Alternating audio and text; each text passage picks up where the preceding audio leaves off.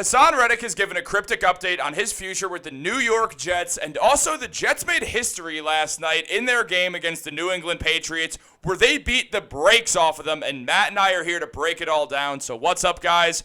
Welcome back to Jets Digest. We're back in the duo. Matt is no longer sick, but he's still sick of you guys because only 3% of viewers are subscribed, and if this keeps happening, I don't know if Matt can go on much longer. And I need him to, because without Matt, I won't be able to do this thing. So, guys, make sure you subscribe. But let's talk about some football. Haason Reddick, he just gave an update on his future with the New York Jets, posting to Twitter for the first time since July, where really all he was talking about was his football camp in Camden, New Jersey, which obviously isn't the biggest set of news ever if you're a Jets fan. But he posted that God will always make a way. Now, obviously, it's just a tweet. I understand that. But looking at it, it's the first time he's tweeted in a while. It's the day before the Jets game that he tweets this out. Clearly, there is something there. Haason, if no one else, he knew what he was doing by tweeting this out, being very cryptic, obviously, Matt. And I think this is just another chapter in the tale of this never-ending Haason Reddick saga, which has been very interesting, as we're now 3 games into the NFL season, and it seems like the Jets and Haason Reddick are at the same spot they were before the San Francisco 49ers game that opened up the season, when we talked about this back then. Do we think there's going to be any movement on this anytime soon? So, honestly, looking at this tweet, I find it difficult to call this an update because God will always make a way. What is he even trying to say by tweeting something out like this? Is he trying to bring the spotlight back to him? Does he the way I'm looking at this is he's thinking maybe he's just going to sit back and wait for something to happen, and it's going to be God making a way for him, because the next step is either the Jets sign him or the Jets give him the contract he's looking for, or he sits out and doesn't play. And both those actions, they require actions from either the Jets or Haason Reddick. So this tweet, very confusing to me. I could see why, I can see why Jets fans are paying attention to this, because we haven't heard from him in a long time. And 2, it's so confusing because this is a guy that we really think could be a huge help to our pass rush. But one thing I'm thinking about is he's been really quiet up until this point. And after last night, after 7 sacks from the Jets defense, I think he might go right back to being quiet again. Yeah, I'm going to have to agree. The Jets had just a phenomenal showing last night. And you look at what was tweeted out, and it's just funny to see stuff like this when you hear, like, the Eagles-Jets Haason Reddick trade has clearly turned into the rare lose-lose-lose deal, as the Jets got a holdout headache. The Eagles got left without a pass rush, as Bryce Huff has not been recreating the season he had with the Jets last year. And Haason Reddick is actually just going to keep losing more money than he'd even make in this season if he continues to sit out. And he mentioned that everyone's miserable. Matt, I'll be honest, I'm not that miserable right now. Jets just beat the brakes off the Patriots 5 years after the Seeing Ghosts game. I can see you really want to say something. Go and get it out. Well, so first of all, with Bryce Huff, a lot of people wanted Bryce Huff to get re-signed by the Jets, but we have to remember that he put up a very high pass rush rate on low volume. So it was always possible that if you gave him higher volume, that the rate was going to come down, whether it goes to fatigue or guys figuring out some of his techniques, or maybe he's just not as good as a pass rusher as people think he is. You and me have the utmost amount of faith in Joe Douglas. So I think if he probably knows, or if he doesn't know more about pass rush techniques than we do, there are people on the New York Jets staff getting paid so many thousands of dollars to know everything about pass rush techniques. And for some reason, they decided the right idea was to let Bryce Huff go. So now we got Haason Reddick. And also with beating the Patriots, it feels great because it has been way too long since we've been able to beat up on them like this. It was a lot of fun last night. The Patriots fans, I was at the game last night. Patriots fans sitting in front of me left with, I think, 4 or 5 minutes to go in the third quarter. Oof. Third quarter, Chris. Got to go beat that traffic. Head back up to New England. See you later.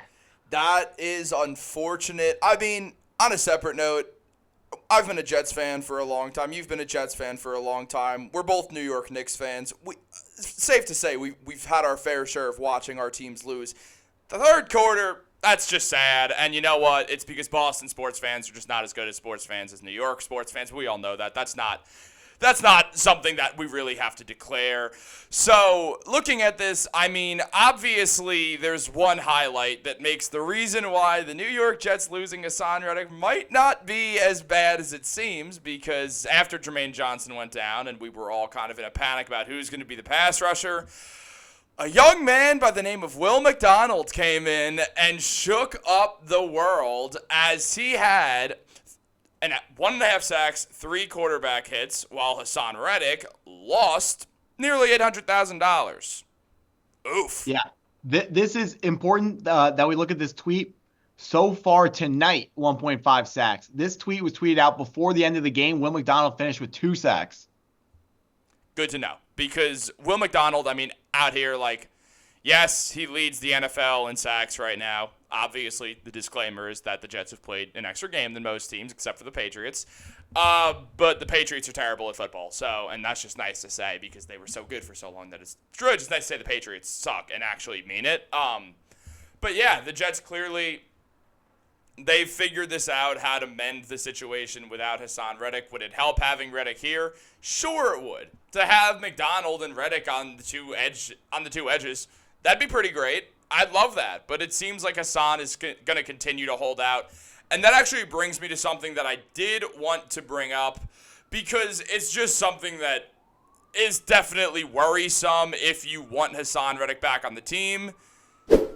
As mentioned by Adam Schefter, Reddick and the Jets have been unable to bridge their differences, and a deal does not appear to be anywhere close at this time, sources told ESPN.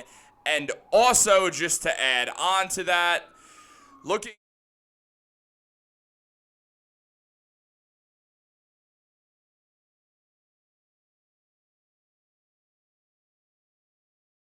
bad at using technology, as Matt knows.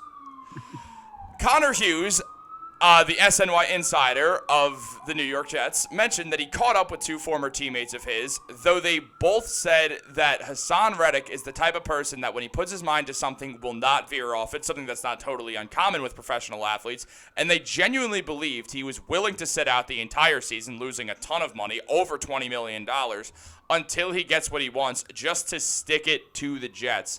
Now, Matt, do you think Haason Reddick would actually do that? I feel like there's got to be a rational part of him somewhere, or someone around him who's rational.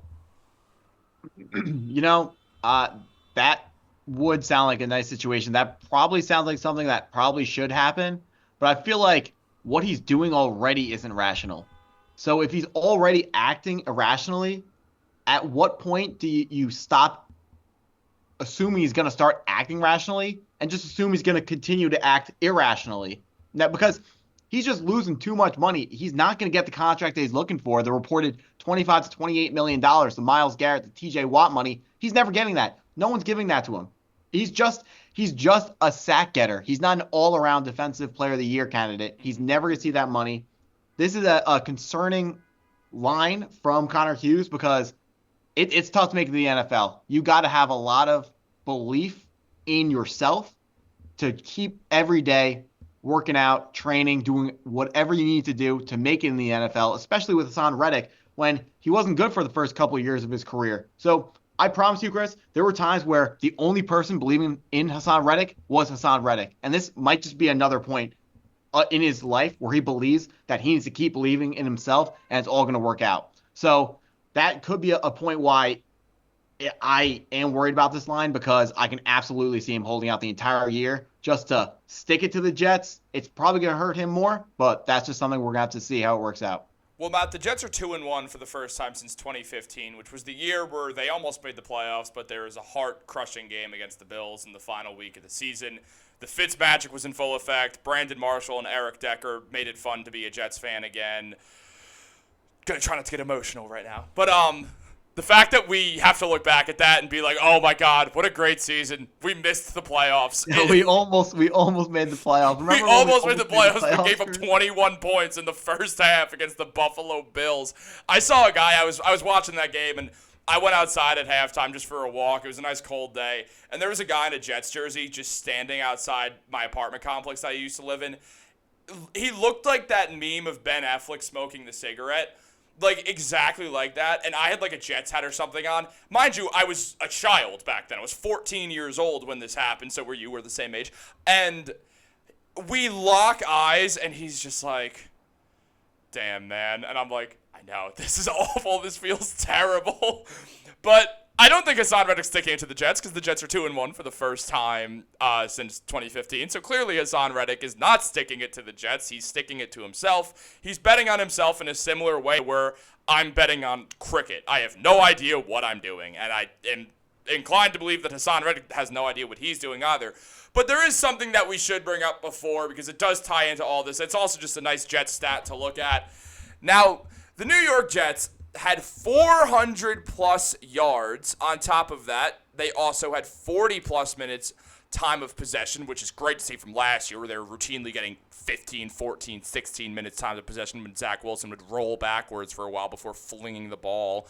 And 0 turnovers, 0 touchdowns allowed, 7-plus sacks. And it's the first time in the Super Bowl era an NFL team has ever done that. It's a stat we had to bring up. Matt, real quick, because this is running a bit long, but real quick, the Jets are good. Add upon that. Hey, we told everyone after week 1, don't panic. We don't play the starters in the preseason. They don't hit at practice in the preseason or in the offseason. The Jets, they're going to need a lot of time to ramp up. That's why everyone came into the season healthy, is because they're not hitting at practice. So now we're 2-1 right now. We got 10 days from Thursday night to next Sunday night to play against the Broncos, and let's go get another win. Let's go 3-1. Absolutely, and I honestly think they're just going to easily win that game because, as I just said, the Jets are good. Guys, let us know what you think down below. Like this video, subscribe. Please subscribe or Matt will lose his mind, and he'll take it all out on me, and then he screams at me, and I get really scared and hide under my desk. So don't make that happen. This computer's on my desk. I need to be in the frame or the videos go poorly. I don't know why. I don't know who wants to look at this face, but whatever, guys. Have a great day, and go Jets.